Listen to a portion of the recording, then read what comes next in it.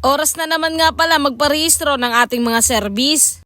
Pero syempre, bago lahat, ako nga po pala si Jack. Hindi ko nga pala alam kung paano ako napunta sa pagnenegosyo. Pero isa lang ang gusto kong mangyari sa buhay ko. Umangat nang walang tinatapakan tao at mapuntahan ng mga lugar na gusto ko. Jeez! Ngayong araw pala mga para samahan nyo akong pumunta sa testing center.